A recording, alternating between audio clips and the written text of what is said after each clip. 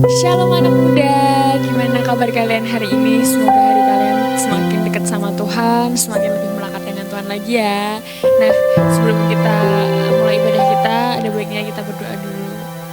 Terima kasih Tuhan untuk segala kebaikan-Mu dalam hidup kami Tuhan. Sebentar Tuhan kami akan memuji menyembah-Mu Tuhan. Engkau kiranya memberkati setiap kami, memenuhi setiap kami Tuhan. Kau ada di hati kami Tuhan. Kami serahkan hidup kami dalam tangan-Mu, biarlah Engkau pegang kendali atas hidup kami. Terima kasih Tuhan Yesus, di dalam nama Tuhan Yesus, haleluya, amin.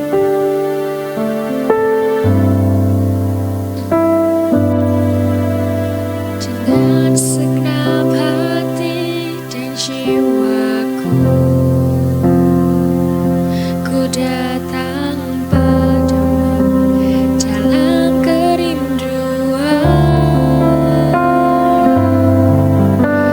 Kasih-Mu yang sanggup mengubahku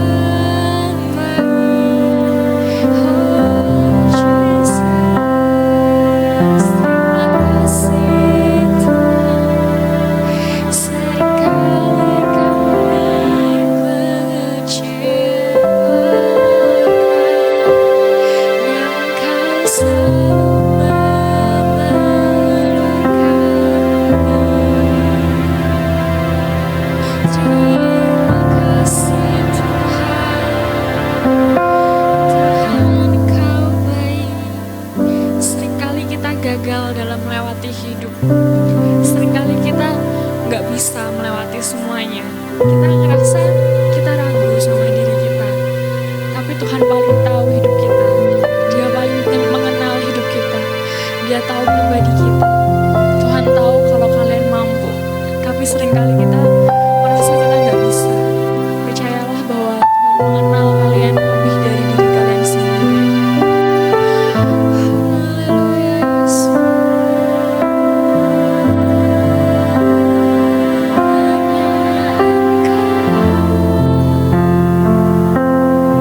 Hanya Engkau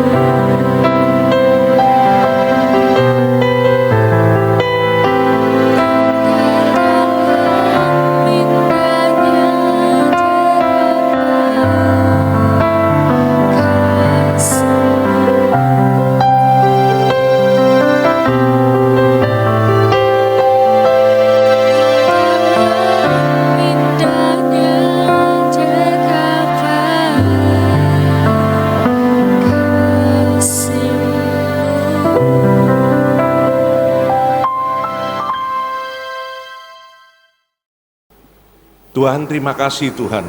Kami percaya perjumpaan melalui online ini akan memberikan dampak yang luar biasa. Meskipun kami tidak secara pribadi langsung bertemu, tapi kami percaya Tuhan, Engkau Tuhan yang menjangkau kami di segala tempat, untuk setiap kami dimanapun kami berada. Engkau Tuhan yang terus menuntun kami. Oleh karena itu Tuhan, kami membuka pikiran, pendengaran maupun hati kami, agar kami semua menjadi tanah yang subur bagi benih firman yang kami akan terima. Dan kami percaya benih ini yang tertabur tidak akan kembali sia-sia. Kami siap menerimanya di dalam Kristus. Amin. Shalom, Biors, orang-orang yang terpilih untuk supaya hidup kita menjadi kehidupan yang berarti, kehidupan yang luar biasa. Saya adalah orang yang sebetulnya tidak pernah membayangkan dalam hidup saya itu akhirnya Tuhan pilih melalui keberadaan saya untuk kemudian saya akhirnya bahkan membuat buku, menyampaikan firman Tuhan banyak sekali tentang hal-hal yang bersifat keuangan. Dan ternyata ini menjadi hal yang penting, memberikan dasar kepada kita semua untuk supaya kita adalah orang-orang yang tidak menjadi hamba uang. Kalau saya bicara tentang firman Tuhan ngomong tentang doa, itu enggak sampai 500 ayat. Ngomong tentang iman, juga kelihatannya sekitar 500 ayat paling. Ya. Tapi firman Tuhan ngomong tentang masalah keuangan, itu lebih dari 2000 ayat. Apa artinya? Artinya Tuhan sangat serius supaya kita itu menjadi tuan, bukan menjadi hamba. Tuan kita hanya Tuhan Yesus, ya. Tapi kita harus menjadi tuan atas uang.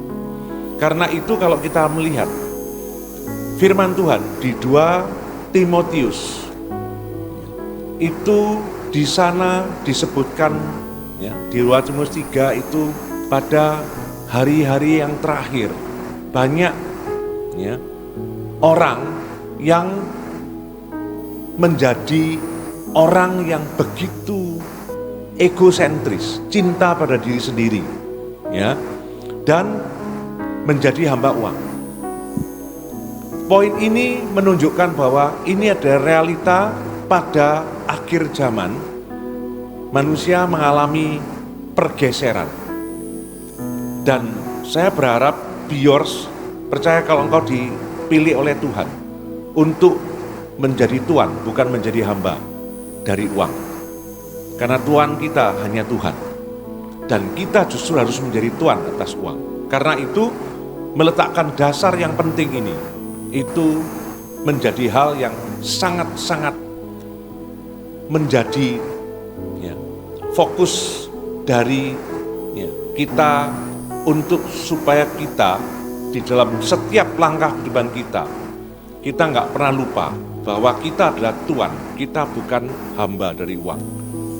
Sederhana, kalau kita menjadi tuan, atau kita itu justru jangan sampai jadi hamba uang. Sekarang yang kita pikirkan, yang kita inginkan, yang menjadi fokus apa yang menjadi, ya, kegiatan kita sehari-hari, itu yang mana? Tuhan atau yang lain? Nah, itu yang saya harapkan pada saudara semua menjadi salah satu checkpoint. Kalau kita itu dalam kesehatan ada yang, ya, disebut dengan check up sebelum yang lain. Saya berharap, karena saya melihat hari ini banyak financial wisdom, tapi financial wisdomnya itu dasarnya apakah berdasarkan firman Tuhan atau bukan. Karena kalau bukan berdasarkan firman Tuhan, konsepnya adalah kita nanti akan, ya, jadi hamba nanti. Mengapa? Karena fokus kita justru bagaimana earning money sebanyak mungkin. Pak, apakah kita nggak boleh? Boleh. Tetapi jangan sampai itu menjadi fokus. Disitulah checkpoint kita, kalau kita bicara tentang check up rohani kita dalam hal keuangan, apakah yang kita pikirkan, segala yang kita kerjakan, itu tujuannya adalah untuk earning money, atau kita melakukan sesuatu yang baik, dan pada waktu kita melakukan sesuatu yang baik itu akan memberikan dampak juga kepada kita, termasuk orang akan menghargainya dalam bentuk hal-hal yang bersifat keuangan. Nah, semoga ini menjadi hal yang sederhana, yang kita jadikan ini sebagai acuan. Nah, saya memberikan gambaran ini supaya kita tahu posisi, ya, itu yang pertama. Yang kedua, normalnya orang muda. Orang muda itu ada tahapan dalam kehidupannya dia. Itu biasanya pada waktu dia sekolah, dia harus pastikan sekolah untuk menjadi bekal, menjadi sebuah skill yang dia nanti bawa. Itu yang pertama. Yang berikutnya lagi, memang dalam bekerja. Lah, ini mulai problem, masalah yang berkaitan keuangan mulai muncul. Pilihan profesimu yang terbaik yang mana? Yang seharusnya harus connect dengan apa yang sudah kau persiapkan. Itu yang benar, ya. Karena itu minta tuntunan Tuhan. Nanti berikutnya lagi, setelah itu tahapan berikutnya lagi, memilih pasangan untuk kemudian meneruskan kehidupan ini sampai engkau melahirkan generasi yang ilahi. Itu juga harus dituntun Tuhan. Nah, bagi Biors ini, saya berharap pada saudara, kalau hari ini saudara dalam tahapan masih, ya, sekolah misalnya, pastikan sekolah itu kau menyadari kau lagi dipersiapkan Tuhan. Engkau kalau lagi sekarang sudah masuk dalam profesimu masing-masing, pastikan profesimu itu profesi yang menjadi berkat, bukan yang dipentingkan berapa banyak yang kau hasilkan duluan. Jadi berkat dulu, connect dengan rencana Tuhan. Nah, saya percaya pada waktu di sini godaan muncul mulai macam-macam. Nah, di sini nanti banyak poin-poin pelajaran yang saya harapkan nanti melalui beberapa seri saya akan sampaikan selengkap mungkin. Nah, pada waktu berikutnya lagi, tahapan berikutnya, ya, seringkali ini mulainya dengan baik pada waktu bekerja dan sebagainya. Tapi pada tahapan berikutnya lagi, yaitu berumah tangga, pasangan dan seterusnya, itu bisa kacau balau lagi. Nah, karena itu persiapkan semua, dasarnya harus sangat baik. Nah, tadi prinsip dasar yang paling penting adalah justru jangan sampai jadi hamba. Tapi, ya, yang berikutnya adalah justru kita itu cuma jadi hambanya Tuhan saja. Kita menjadi tuan. Hal yang kedua yang saya berharap semua Biors ini juga meletakkan dasar firman yang kuat ini adalah hati-hati dengan keinginan untuk jadi kaya. Ya. Nah, sekarang kita bergeser. 1 Timotius yang ke-6 ayat yang ke-9. 1 Timotius 6 ayat yang ke-9. Perhatikan ini. Karena saya pernah, ya, waktu itu dalam sebuah seminar, ya, di gereja, seminar di gereja, bayangkan. Lalu kemudian saya waktu itu tiba-tiba tercetus, lalu saya ngomong, siapa yang ingin kaya di sini? Ya, hampir seluruhnya angkat tangan. Ya, yang saya sedih itu bahkan apa? Ya, termasuk mereka yang sudah labelnya hamba Tuhan. Padahal firman ini jelas mengatakan, tetapi mereka yang ingin kaya terjatuh ke dalam pencobaan, ke dalam jerat, ke dalam berbagai-bagai nafsu yang hampa, yang mencelakakan. Bayangkan, ini adalah salah satu warning yang sangat jelas supaya kita semua itu, ya, bagaimana kita harus sadar ada pencobaan, ada jerat, ada nafsu yang hampa, yang mencelakakan, yang menenggelamkan manusia ke dalam keruntuhan dan kebinasaan. Bayangkan, ini adalah sebuah hal yang menurut saya menjadi perhatian kita sama-sama. Bagaimana kita jangan sampai ingin kaya. Lalu terus, ya, kekayaan itu konsekuensi. Setiap orang ada jatah masing-masing. Ya, mari kita sadari itu. Ya, saya membayangkan kalau saudara menyadari one day saudara jadi orang tua, saudara akan tahu setiap anak itu punya jatah masing-masing. Ya sudah, nggak usah berlebihan. Lalu yang boleh ingin apa? Inginkan Tuhan aja. Ya, saya teringat ada lagu bagus. Ya, lebih dari segalanya, ku ingin Kau Tuhan. Ya, terus emas, perak dan permata. Lah itu, kalau kita nyanyi dengan sepenuh hati, kata-kata itu mestinya harus konsekuen kita. Nah, ingin kaya jatuh. Ada pencobaan, ada jerat, ada nafsu hampa, ada yang bahkan mencelakakan, menenggelamkan, sampai bukan cuma runtuh, tapi binasa. Mari kita sadar bahwa itu salah satu dasar juga. Yang pertama tadi berkaitan dengan hati-hati jangan jadi ambawang. Yang kedua berurusan dengan hati-hati dengan keinginan tadi. Nanti kita akan melihat ada beberapa yang lebih jelas ya, di bagian berikutnya lagi. Nah, yang ketiga itu saya sebetulnya mau sederhanakan aja. Sadar bahwa Tuhan itu Tuhan yang baik, Tuhan yang menyediakan segala yang kita perlukan, bukan yang kita inginkan. Ya, Tuhan menyediakan semua yang kita perlukan. Sebetulnya kalau kita melihat ini, belajarlah dari Paulus waktu mengucapkan di Filipi 4 ayat ke-19. Ya, sebelumnya pada waktu itu, ya, Paulus juga menyatakan demikian. Ya, aku tahu itu kelimpahan, aku tahu itu kekurangan dan sebagainya. Dia sudah jalani semua. Tapi pada waktu dia menjalani bersama Tuhan, di situ dia menemukan sesuatu yang berarti.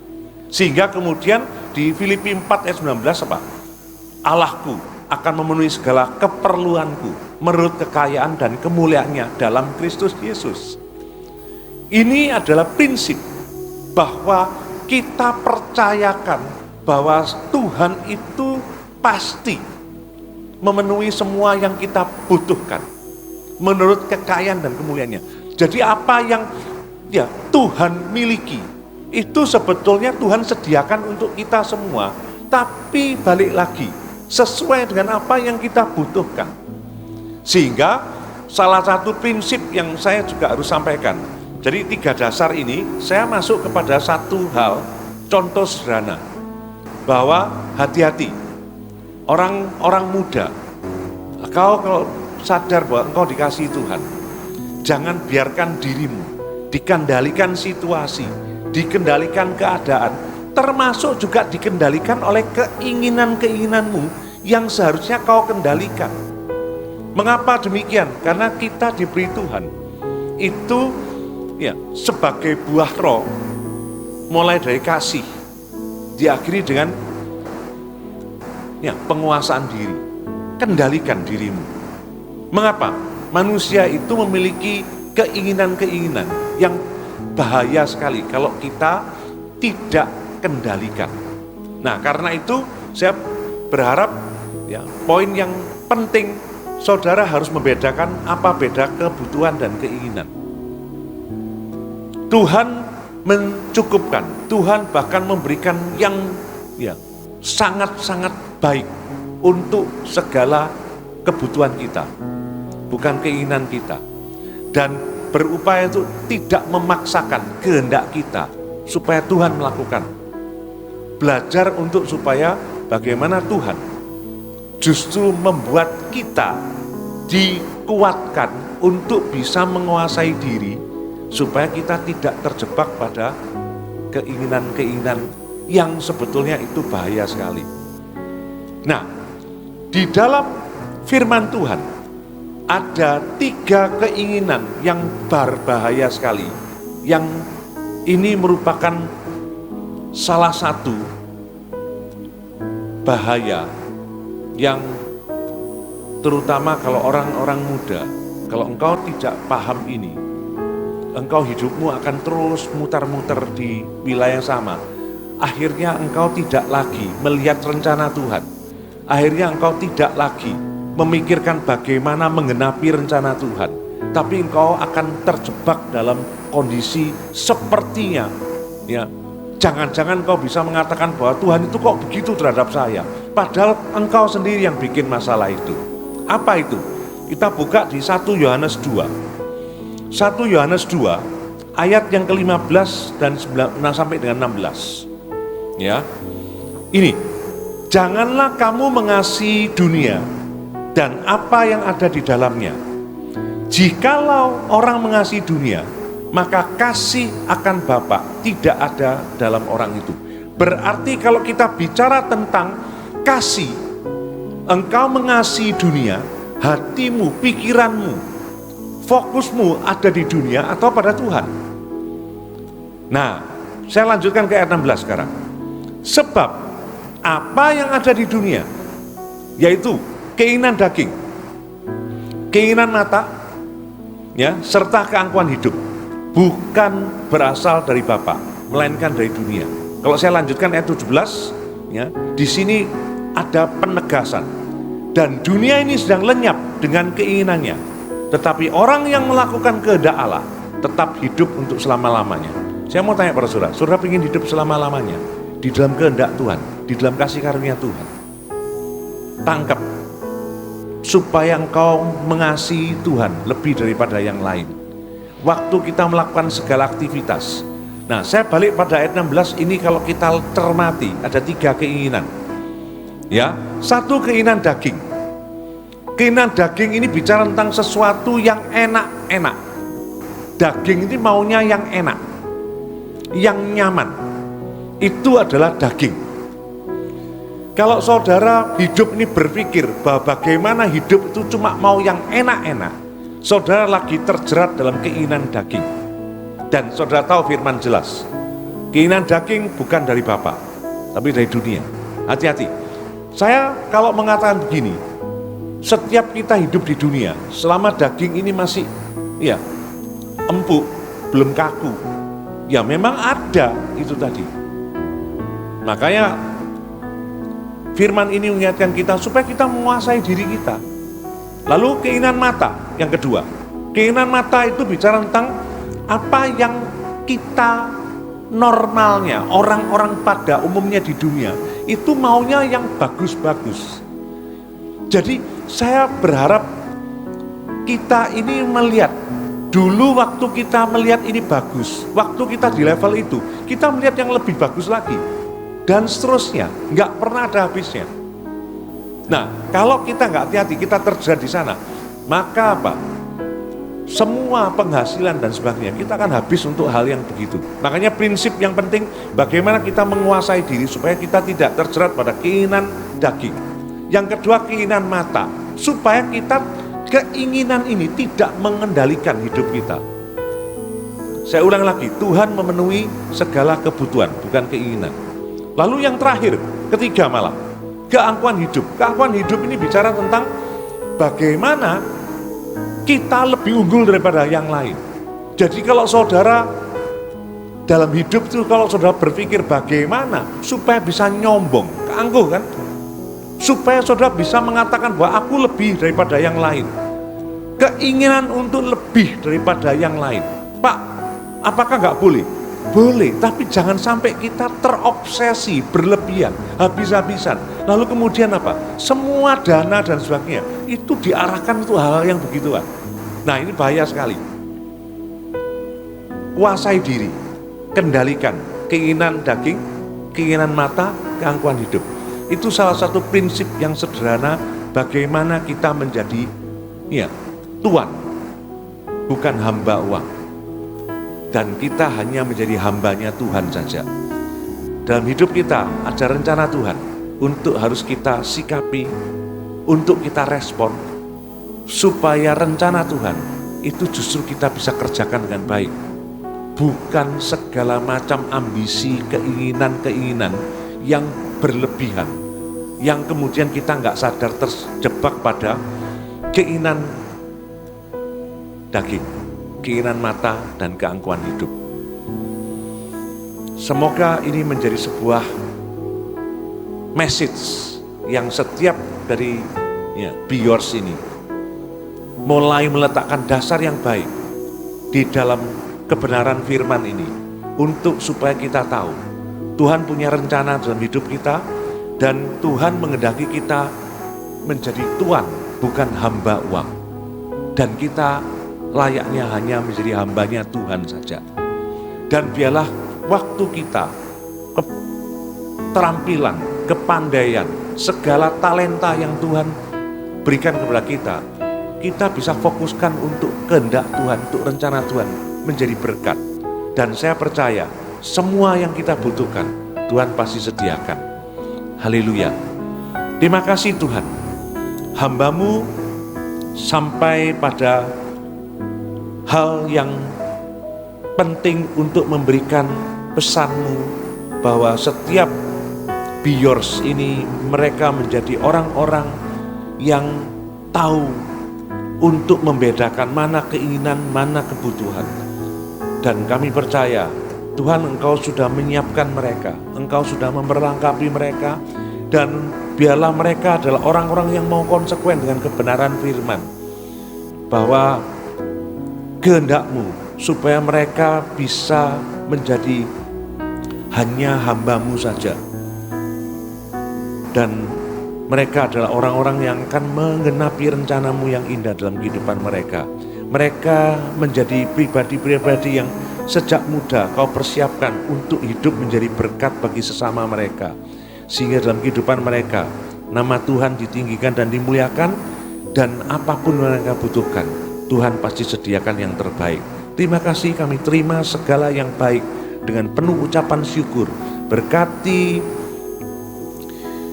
gereja ini Tuhan, untuk selalu juga menjadi berkat, dan pakai orang-orang muda ini untuk supaya mereka menyatakan kemuliaan-Mu dimanapun mereka berada. Dalam nama Tuhan Yesus, amin.